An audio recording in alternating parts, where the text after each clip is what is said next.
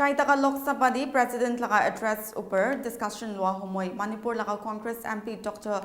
Akoijam Akoijam ra hissa loigina Manipur laga conflict upper kota kurishe. President laga speech di Manipur conflict mention nakura karne Akoijam ra kushinaba chanaishe. Akoijam ra kushegi President address di Manipur bi shamil kuribo kuigna akaragishe. Kiliguile President speech bra Desh Sarkar Manipur laga issue deal kuribole karne khatam otado outlined kuribo. Akoijam ra arop lagaishe ge Manipur Sarkar laga crisis invisible panawale karne chupchap taki ase. Akoijam ra Manipur di British Sarkar pangija mentioned kurisha aro kushege constitutional mechanism aro democracy laga illegal supervision ase. Akoijam ra Manipur laga halat chanbin kuribole aro chandagi insaf dibole karne joint parliamentary committee panawale mang kurishe. Details sai sabu. I was expecting the President's speech to mention something on Manipur, very honestly speaking, because I thought that the government will outline through her speech on the steps being taken by the government of India to deal with the issues and this tragedy that we have been witnessing in my home state. But call it arrogance or a reflection of a peculiar form of Rashtra Chetna followed by the ruling party, they have chosen to remain silent and in an effort to make the crisis invisible to the rest of the country as well as the globe.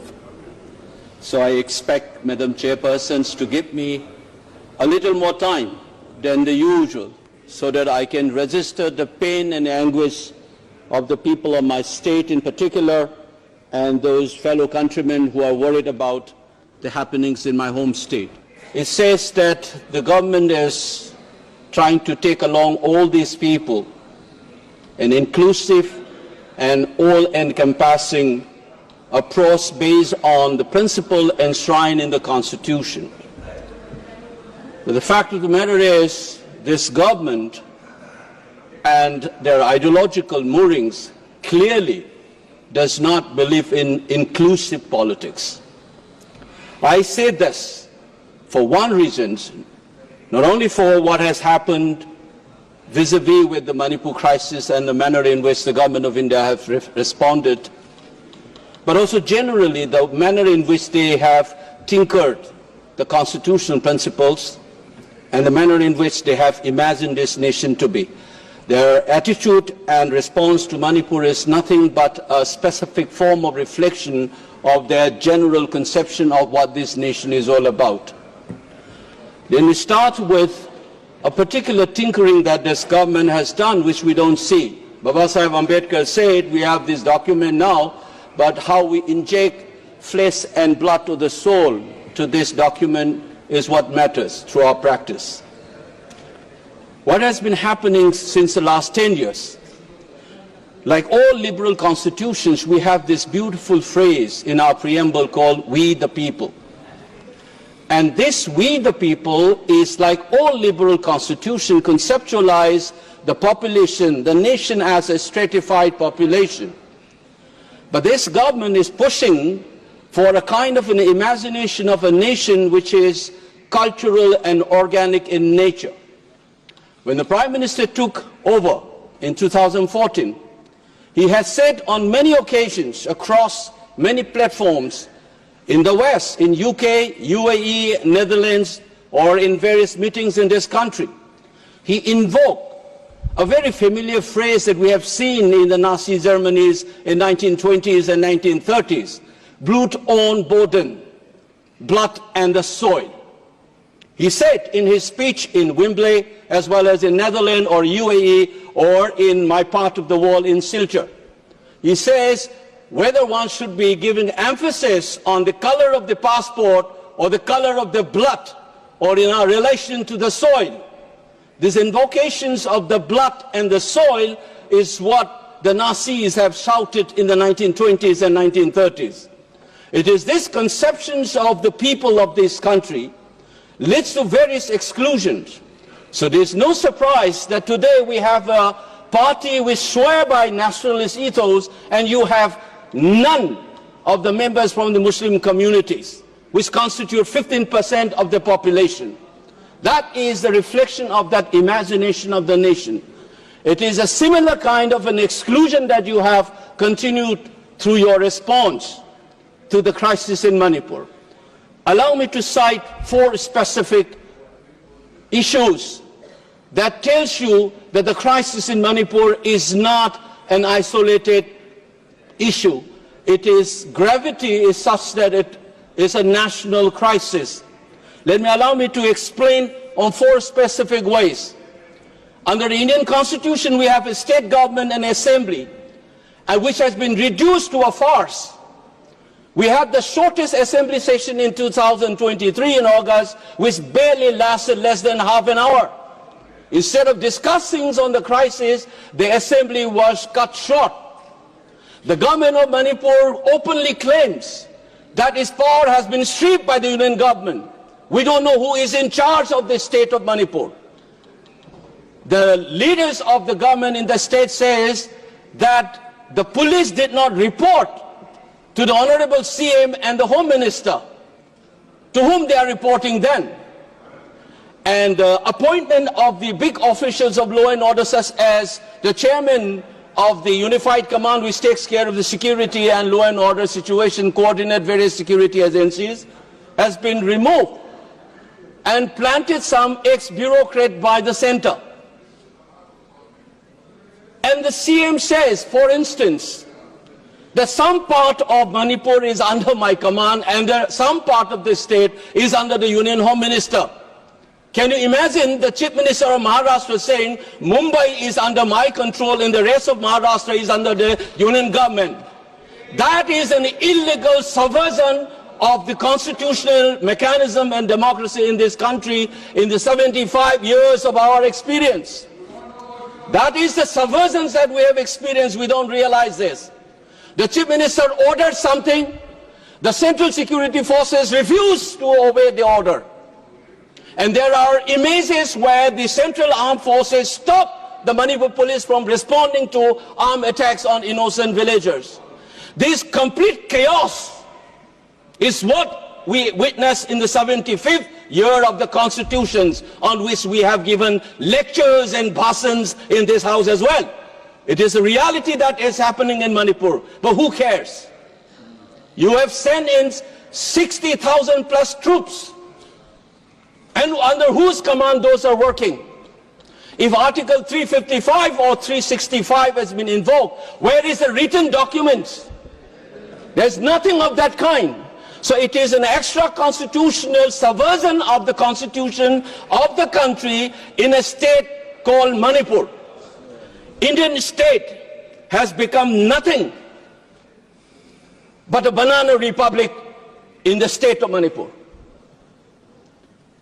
Madam Chairperson, have you ever seen elected members being beaten up publicly in this country, and the country thinks that constitutional order is in order in Manipur? The dignity of the elected members, the authority of the assembly, everything has been subverted by this union government in collusion with their satraps who are running the show on their behalf in Imphal. Please keep in mind this is a complete subversion of a constitutional order on the 75th year of constitution. For Manipur, incidentally, this is not the first time. When the constitution was adopted 75 years ago, we had an assembly of our own and a constitutional monarchy, which was bulldozed on the 15th of October 1949. That insult should have been bygone be the bygone, and we should be looking forward. But this manner in which the crisis has been handled, and contemptuous manner in which this has not been talked about, even in our Honorable President's speech, is making you to remember that humiliation once more as we are trying to look forward. That is the most saddening and unfortunate part as we celebrate the Constitution's 75th year. Second example, when Baba Sahib Ambedkar was asked, which article in this Constitution you think is the most important one? He points out Article 32 and said this is the soul and the heart of the Constitution. In Manipur, you have a main, please madam, I have seen people getting more time, please allow me to finish at least, give me 2-3 more minutes. Article 32, habeas corpus. is one of the legal rights that the citizens have. But in the most secure place in Manipur called the Red Shield Divisions, the 57 Mountain Division, an army garrison, a civilian by the name Kamal Babu, Laishram Kamal Babu, disappeared without a trace. Since November, the defense minister kept quiet, the army chief kept quiet. How secure is the people of Manipur, even when you are not secure in the military garrisons? The biggest army headquarters in the state of Manipur, the 57 Mountain Division. Who will answer this? I'm elected by my people, and I'm supposed to voice in this house as a part of a democratic culture, as a part of a constitutional scheme of things. Now, how do I speak? People have been killed, children, women have been assaulted, but we have seen hostage taking. Women and children were not only being taken hostage, they were killed in cold-blooded in the most gruesome manner in Jiribam, including an 8-month-old infant. It's a post-mortem report. It's a chilling reminder. There have been people killed in gruesome manners throughout this 21-month-old crisis, but never has this kind of a hostage taking and killing has happened. Now look at this. I am, as an MP, cannot go to some part of Manipur. Where is Article 90 free movement? People are not able to go. The chief minister himself cannot go to certain places. Some MLAs belonging to a tribal groups cannot come and attend the assemblies. And we think Article 19 is working in the state of Manipur, and we are celebrating 75th year of the Constitution. Where is Article 19? Madam Chairperson, there are still thousands and thousands of people are linguists in relief camps. Partition is a living reality in the state of Manipur, and we think the constitutional order is intact in the state of Manipur. Third point, very unfortunately, I have been hearing our ministers and leaders saying that Kukis and Meitei should talk to each other. Have you ever heard when the communal violence happens, Hindus and Muslims should talk to each other? It is the absorbing of the responsibility of the state. First, you should rein in the violence. The authority of the Indian state has been challenged by armed groups. Many of them have been propped up by the Indian security agencies, as many observers have pointed out. Many of these Kuki armed groups under the SU, they have been propped up by Indian security forces, and unfortunately on media you see BJP entering into an understanding with them for them to get help to win elections. Now they are playing havoc. They are running wild. Similarly, in the valley areas, there are armed groups which is reportedly nurtured by political leadership from your party. And this is where you wanted to keep silent. You don't want the rest of the country to know about this. And insist as if, like the Britishers had done, Hindus and Muslim conflict in India is a product of a colonial process. It is not inherent in our country. That's many scholars have written. You do not essentialize this conflict. This is a part of a colonial state process. Unfortunately, while still talking about decolonizations and trying to change a law created by the British, we are talking like the Britishers, saying that this is an essential conflict between the Hindu, just like the Britishers have done, as if the Kukis and the Meiteis have an essentialized conflict. It is a product of a state process. We need to decolonize our mind. Lastly, but not the least, Madam Chairperson, we talk about Viksit Bharat and progress and development. I must inform the House that the highest inflation rate in the country today is the state of Manipur. All the small-scale, medium, micro entrepreneurs have shut down. We're losing investment. People are losing jobs. And the unemployment rate, Manipur is among the top 5 in this country. We talk about the eastern state. Many of the eastern states, including Andamans, is in the list of the top 10 most unemployed people in this country. You are not talking about this economic development, this crisis. There is no relief, tax or otherwise. You are trying to push it under the carpet as if nothing has happened. Despite all this thing, Madam Chairperson, you know what happened. People are not able to travel because of this communal violence. And the flight fare is soaring to the sky. it is looting the tragedy-stricken people. A flight fare from Delhi to Kolkata is around 6,000, which is 2.5 hours journey.